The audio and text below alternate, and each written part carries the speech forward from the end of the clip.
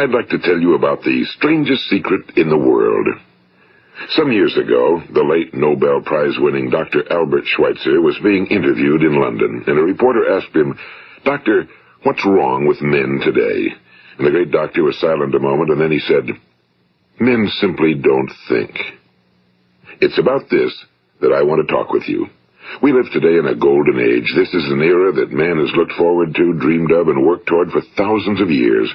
But since it's here, we pretty well take it for granted. We in America are particularly fortunate to live in the richest land that ever existed on the face of the earth, a land of abundant opportunity for everyone. But do you know what happens? Well, let's take 100 men who start even at the age of 25. Do you have any idea what will happen to those men by the time they're 65? These 100 men who all start even at the age of 25 believe they're going to be successful. If you asked any one of these men if he wanted to be a success, he'd tell you he did. And you'd notice that he was eager toward life, that there was a certain sparkle to his eye, an erectness to his carriage, and life seemed like a pretty interesting adventure to him. But by the time they're 65, 1 will be rich.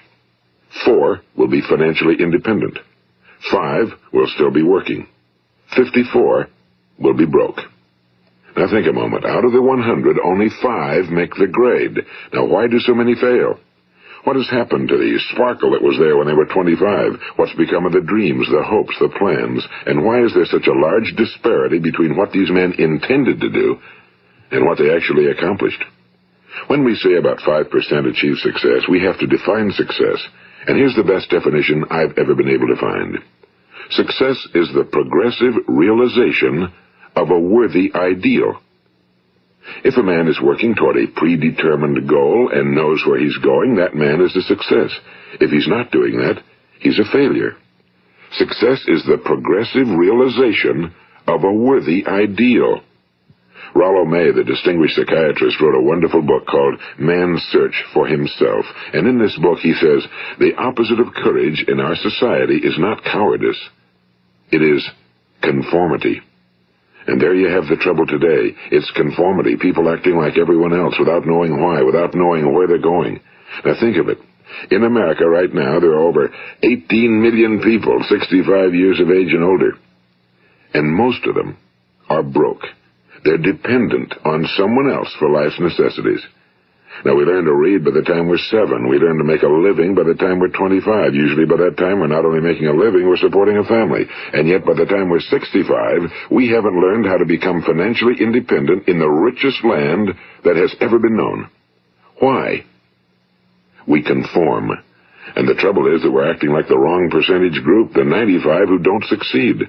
Now, why do these people conform? Well, they really don't know. These people believe that their lives are shaped by circumstances, by things that happen to them, by exterior forces. They're outer-directed people. A survey was made one time that covered a lot of men, working men, and these men were asked, "Why do you work? Why do you get up in the morning?" 19 out of 20 had no idea. If you ask them, they'll say, well, everyone goes to work in the morning, and that's the reason they do it, because everyone else is doing it. Now let's get back to our definition of success. Who succeeds? The only person who succeeds is the person who is progressively realizing a worthy ideal. He's the person who says, I'm going to become this, and then begins to work toward that goal. I'll tell you who the successful people are. A success is the school teacher who's teaching school because that's what he or she wants to do. The success is the woman who's a wife and mother because she wanted to become a wife and mother and is doing a good job of it.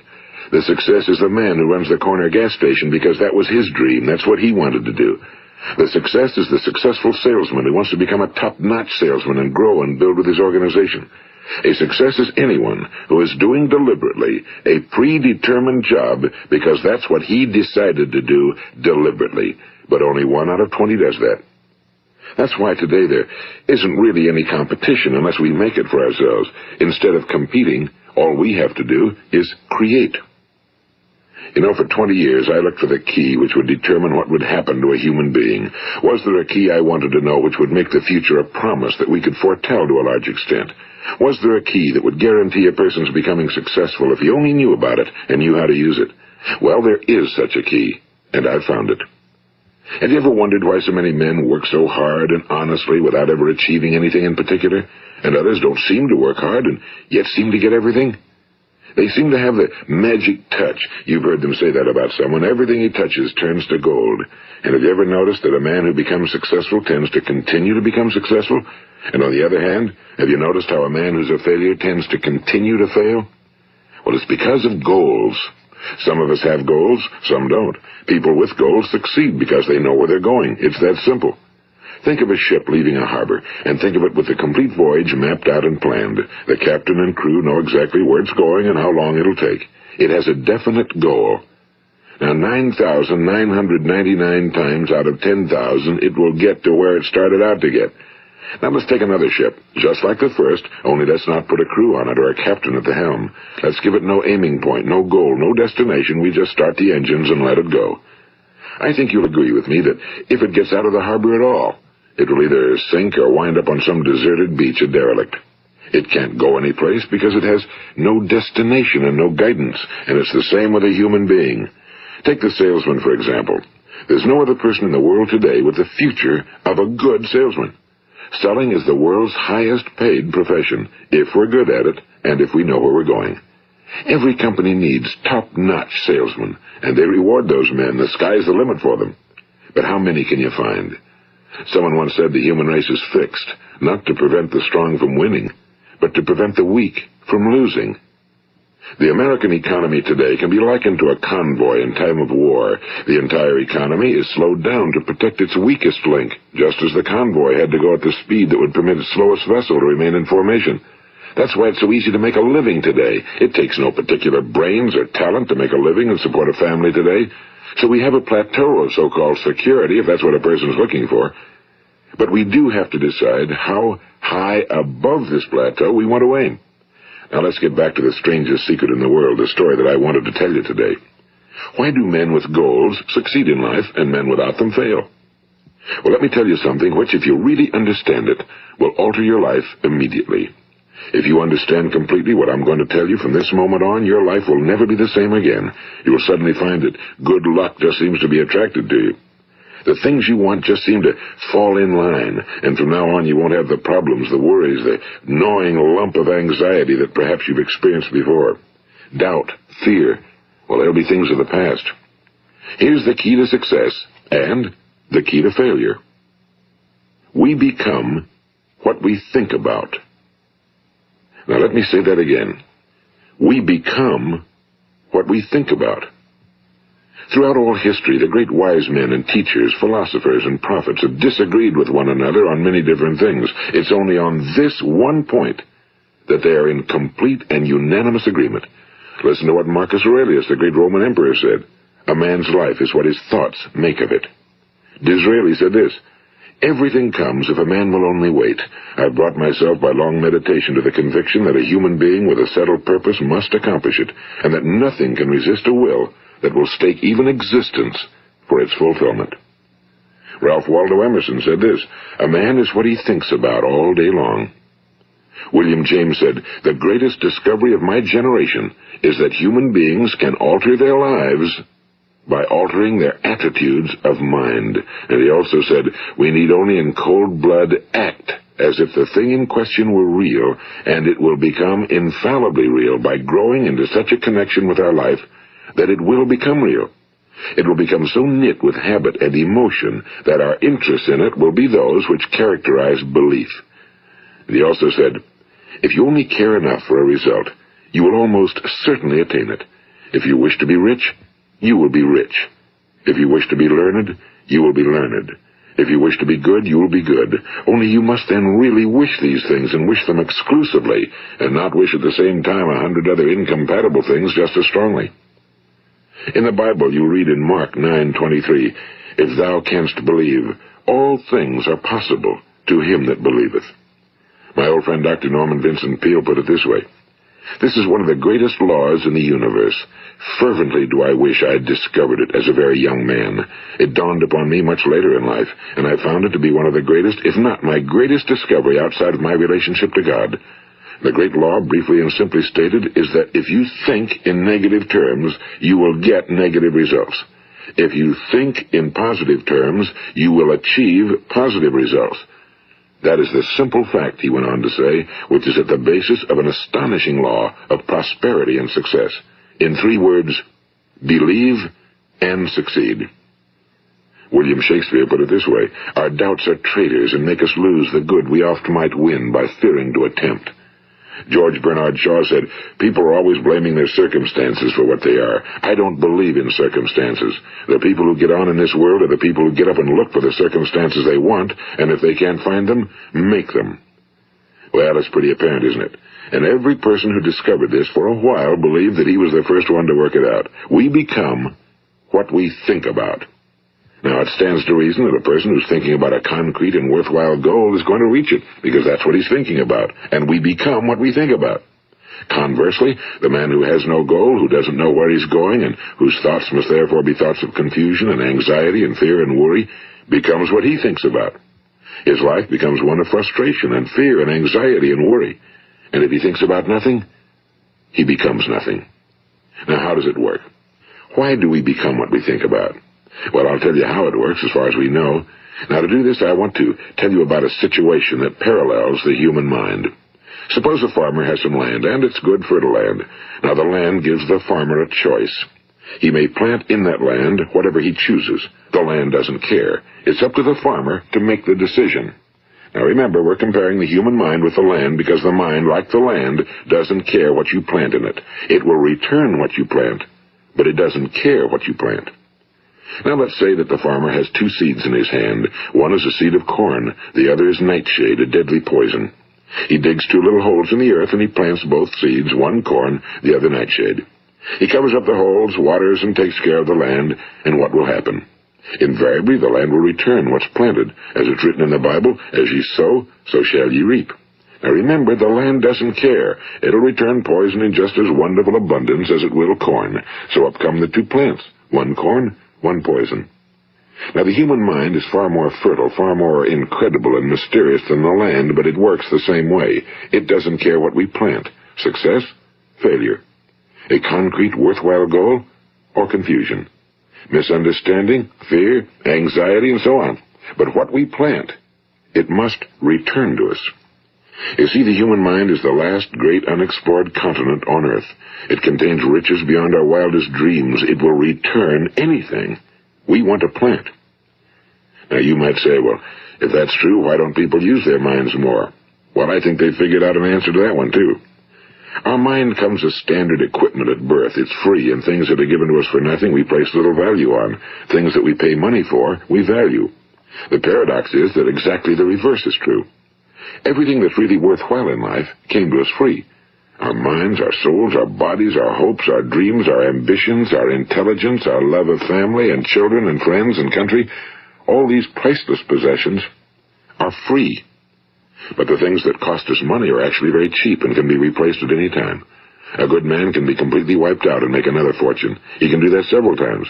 Even if our home burns down, we can rebuild it. But the things we got for nothing, we can never replace. The human mind isn't used because we take it for granted. Familiarity breeds contempt. It can do any kind of job we assign to it, but generally speaking, we use it for little jobs instead of big, important ones. Universities have proved that most of us are operating on about 10% or less of our abilities. So decide now, what is it you want?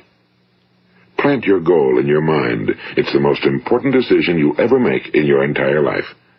What is it you want? Do you want to be an outstanding salesman? A better worker at your particular job? Do you want to go places in your company? In your community? Do you want to get rich? All you've got to do is plant that seed in your mind, care for it, work steadily toward your goal, and it will become a reality. It not only will, there's no way that it cannot. You see, that's a law, like the laws of Sir Isaac Newton, the laws of gravity. If you get on top of a building and jump off, you'll always go down. You'll never go up, and it's the same with all the other laws of nature. They always work. They're inflexible. Think about your goal in a relaxed, positive way. Picture yourself in your mind's eye as having already achieved this goal. See yourself doing the things you will be doing when you've reached your goal. Ours has been called the phenobarbital age, the age of ulcers and nervous breakdowns and tranquilizers. At a time when medical research has raised us to a new plateau of good health and longevity, far too many of us worry ourselves into an early grave trying to cope with things in our own little personal ways without learning a few great laws that will take care of everything for us. These things we bring on ourselves through our habitual way of thinking. Every one of us is the sum total of his own thoughts. He is where he is because that's exactly where he really wants to be, whether he'll admit that or not. Each of us must live off the fruit of his thoughts in the future, because what you think today and tomorrow, next month and next year, will mold your life and determine your future. You're guided by your mind. I remember one time I was driving through eastern Arizona, and I saw one of those giant earth-moving machines roaring along the road at about 35 miles an hour with what looked like 30 tons of dirt in it. A tremendous, incredible machine, and there was a little man perched way up on top with the wheel in his hands guiding it. And as I drove along, I was struck by the similarity of that machine to the human mind. Just suppose you're sitting at the controls of such a vast source of energy. Are you going to sit back and fold your arms and let it run itself into a ditch? Or are you going to keep both hands firmly on the wheel and control and direct this power to a specific, worthwhile purpose? It's up to you. You're in the driver's seat. You see, the very law that gives us success is a two-edged sword. We must control our thinking. The same rule that can lead a man to a life of success, wealth, happiness, and all the things he ever dreamed of for himself and his family. That very same law can lead him into the gutter. It's all in how he uses it, for good or for bad. This is the strangest secret in the world. Now, why do I say it's strange, and why do I call it a secret? Actually, it isn't a secret at all. It was first promulgated by some of the earliest wise men, and it appears again and again throughout the Bible, but very few people have learned it, understand it. That's why it's strange, and why for some equally strange reason it virtually remains a secret. I believe that you could go out and walk down the main street of your town and ask one man after another what the secret of success is, and you probably wouldn't run into one man in a month who could tell you. Now, this information is enormously valuable to us if we really understand it and apply it. It's valuable to us not only for our own lives, but the lives of those around us, our families, employees, associates, and friends. Life should be an exciting adventure. It should never be a bore. A man should live fully, be alive. He should be glad to get out of bed in the morning. He should be doing a job he likes to do because he does it well. One time I heard Grove Patterson, the great late editor-in-chief of the Toledo Daily Blade, make a speech, and as he concluded his speech, he said something I've never forgotten. He said, "My years in the newspaper business have convinced me of several things. Among them, that people are basically good, and that we came from someplace, and we're going someplace. So we should make our time here an exciting adventure. The architect of the universe didn't build a stairway leading nowhere." And the greatest teacher of all, the carpenter from the plains of Galilee, gave us the secret time and time again. As ye believe, so shall it be done unto you. I've explained the strangest secret in the world and how it works. Now, on this side, I want to explain how you can prove to yourself the enormous returns possible in your own life by putting this secret to a practical test. I want you to make a test that will last 30 days. It isn't going to be easy, but if you'll give it a good try, it will completely change your life for the better. Now, back in the 17th century, Sir Isaac Newton, the English mathematician and natural philosopher, gave us some natural laws of physics which apply as much to human beings as they do to the movement of bodies in the universe. And one of these laws is that for every action, there is an equal and opposite reaction. Simply stated, as it applies to you and me, it means we can achieve nothing without paying the price. The results of your 30-day experiment will be in direct proportion to the effort you put forth. To be a doctor, you must pay the price of long years of difficult study. To be successful in selling, and remember that each of us succeeds to the extent of his ability to sell. Selling our families on our ideas, selling education in schools, selling our children on the advantages of living the good and honest life, selling our associates and employees on the importance of being exceptional people. To, of course, the profession of selling itself. But to be successful in selling our way to the good life, we must be willing to pay the price. Now, what is that price? Well, it's many things. First, it's understanding emotionally, as well as intellectually, that we literally become what we think about, that we must control our thoughts if we're to control our lives. It's understanding fully that as ye sow, so shall ye reap.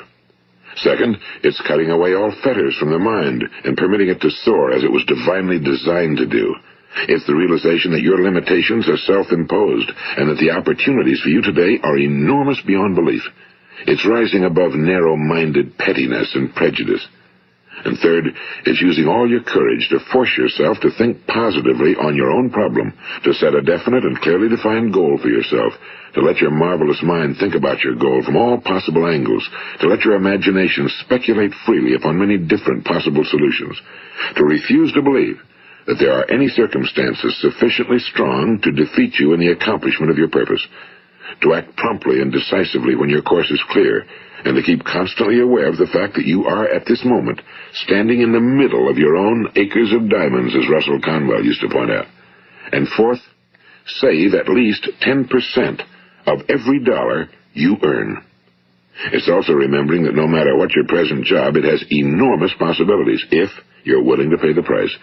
Now let's just go over the important points in the price each of us must pay to achieve the wonderful life that can be ours. It is, of course, worth any price. 1. You will become what you think about. 2. Remember the word imagination and let your mind begin to soar. 3.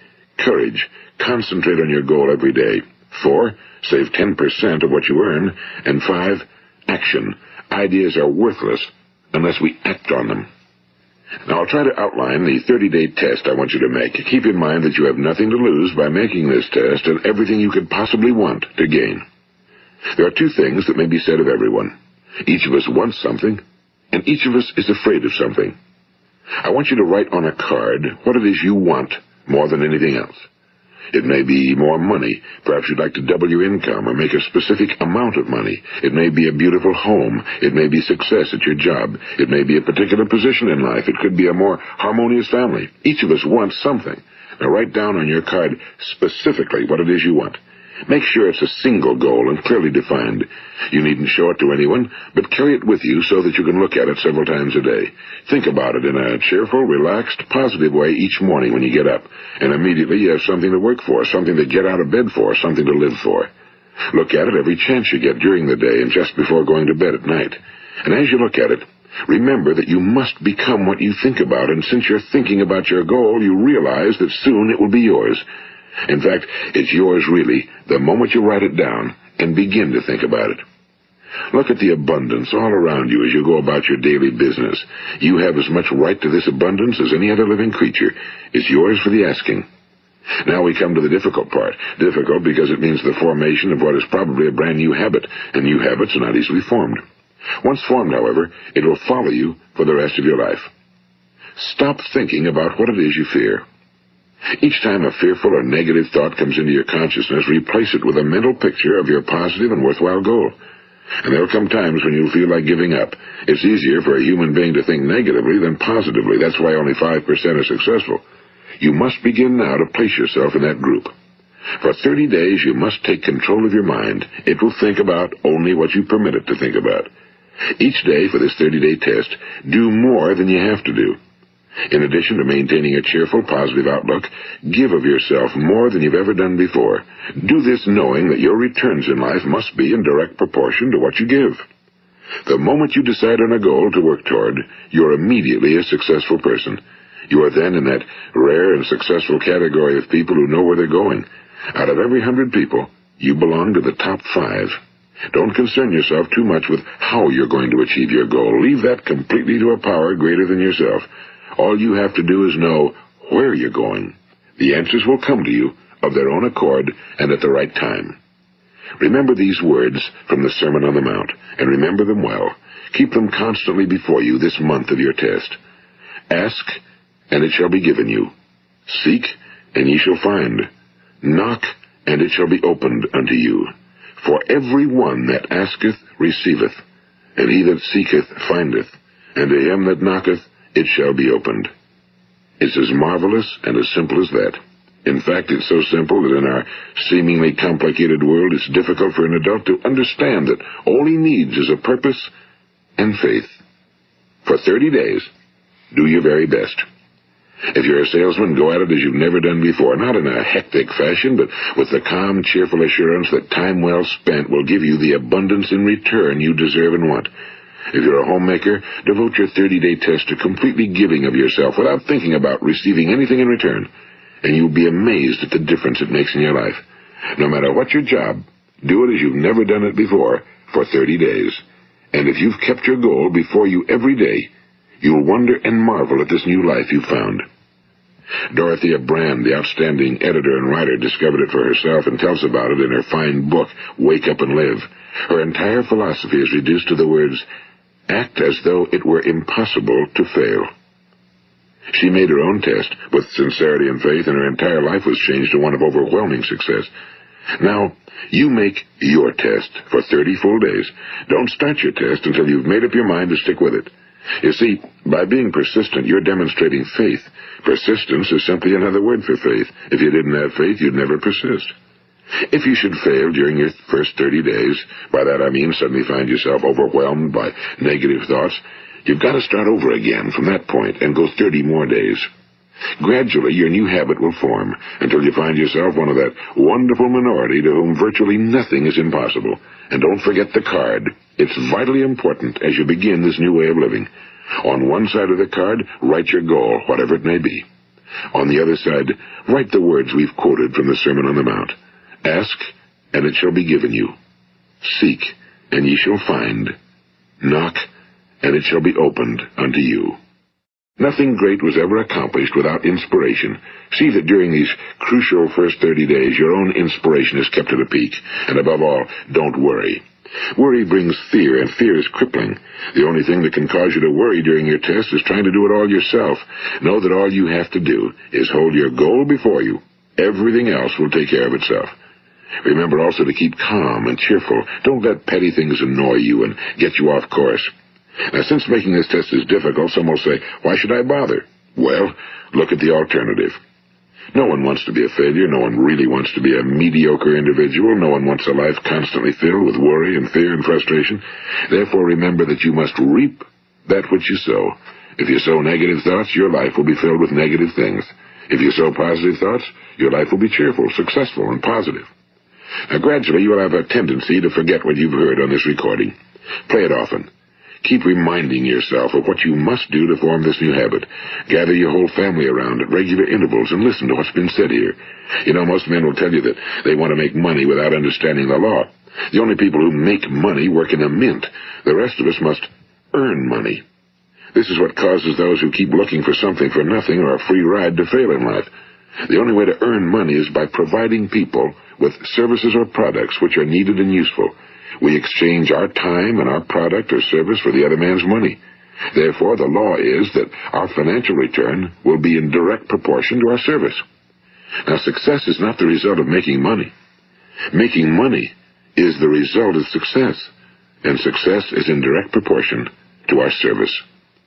Most people have this law backwards. They believe that you're successful if you earn a lot of money.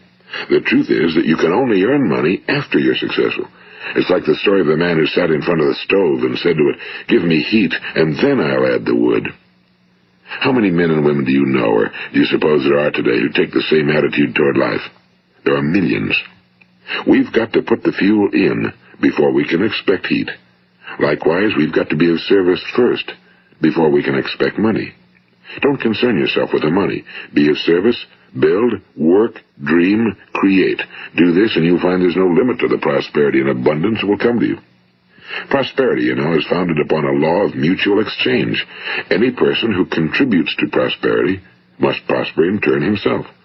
Sometimes the return will not come from those you serve, but it must come to you from someplace, because that's the law. For every action, there is an equal and opposite reaction. As you go daily through your 30-day test period, remember that your success will always be measured by the quality and quantity of service you render, and money is a yardstick for measuring this service. No man can get rich himself unless he enriches others. Now, there are no exceptions to a law. You can drive down any street in America and from your car estimate the service that's being rendered by the people living on that street. Had you ever thought of this yardstick before? It's interesting. Some, like ministers and priests and other devoted people, measure their returns in the realm of the spiritual, but again, their returns are equal to their service. Once this law is fully understood, any thinking person can tell his own fortune. If he wants more, he must be of more service to those from whom he receives his return. If he wants less, he has only to reduce his service. This is the price you must pay for what you want. If you believe you can enrich yourself by deluding others, you can end only by deluding yourself. It may take some time, but just as surely as you breathe, you'll get back what you put out. Don't ever make the mistake of thinking you can avert this. It's impossible. The prisons and the streets where the lonely walk are filled with people who tried to make new laws just for themselves. We may avoid the laws of man for a while, but there are greater laws that cannot be broken. An outstanding medical doctor recently pointed out 6 steps that will help you realize success. 1. Set yourself a definite goal. 2. Quit running yourself down. 3. Stop thinking of all the reasons why you cannot be successful and instead think of all the reasons why you can. 4. Trace your attitudes back through your childhood and try to discover where you first got the idea you couldn't be successful, if that's the way you've been thinking. 5. Change the image you have of yourself by writing out a description of the person you would like to be. And 6. Act the part of the successful person you have decided to become. The doctor who wrote those words is a noted West Coast psychiatrist, Dr. David Harold Fink. Do what the experts since the dawn of recorded history have told you you must do. Pay the price by becoming the person you want to become. It's not nearly as difficult as living unsuccessfully. Make your 30-day test, then repeat it again, and each time it will become more a part of you until you'll wonder how you could ever have lived any other way. Live this new way, and the floodgates of abundance will open and pour over you more riches than you may have dreamed existed. Money? Yes, lots of it. But what's more important, you'll have peace. You'll be in that wonderful minority who lead calm, cheerful, successful lives. Start today. You have nothing to lose, but you have a whole life to win. This is Earl Nightingale, and thank you.